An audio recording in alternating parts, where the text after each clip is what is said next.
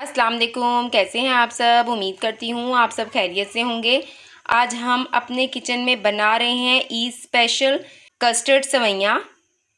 ये बहुत ही मज़े की बनती हैं, झटपट से बन जाती हैं। आप भी ईद पर ये ज़रूर बनाइएगा।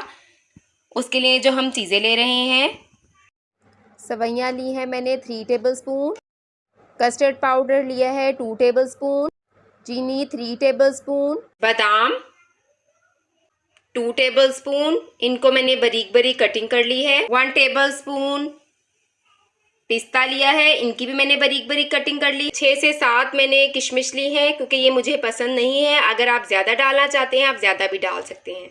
दूध लिया है तकरीबन ½ लीटर। चलिए अब हम रेसिपी को बनाना स्टार्ट करते हैं। ये मैंने कलर सेवइयाँ इस्तेमाल कर रही हूँ।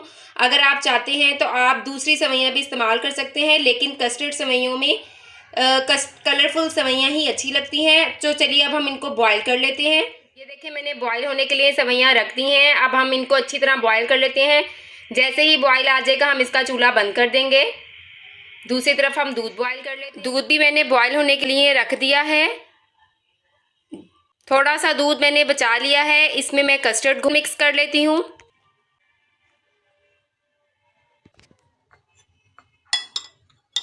मैं वनीला कस्टर्ड इस्तेमाल कर रही हूँ, आप कोई भी फ्लेवर यूज़ कर सकते हैं जो आपको पसंद हो।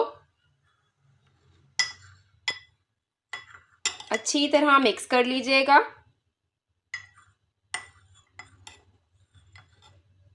अब जब हमारा दूध बॉईल हो जाएगा हम इसमें ये कस्टर्ड शामिल कर देंगे।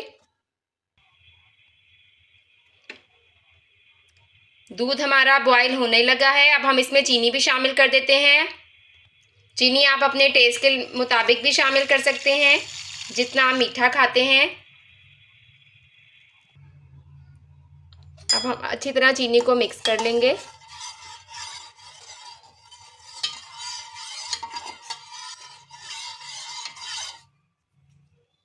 दूध अच्छी तरह बॉईल हो रहा है। अब हम इसमें कस्टर्ड पाउडर शामिल कर देंगे।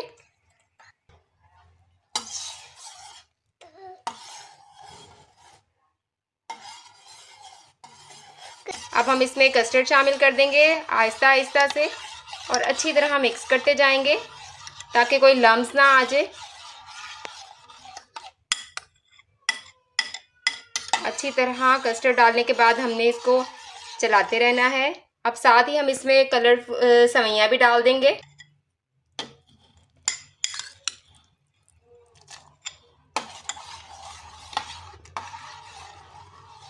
अच्छी तरह मिक्स कर लेना है।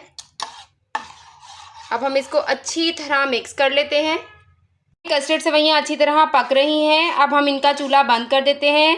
ये देखिए कितने मज़े की हमारी कस्टर्ड सेवइयाँ तैयार हो चुकी हैं। ये बहुत ही मज़े की और झटपट से बनी है। अब हम इनको डिश आउट कर लेते हैं। अब हम इसको सर्विंग बाउल में निकाल लेते हैं।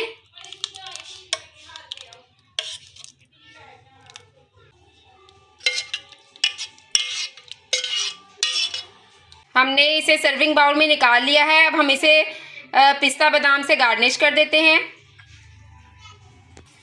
हमने इसे ऊपर से गार्निश कर लिया है। ये बहुत ही मज़े की तैयार हुई हैं।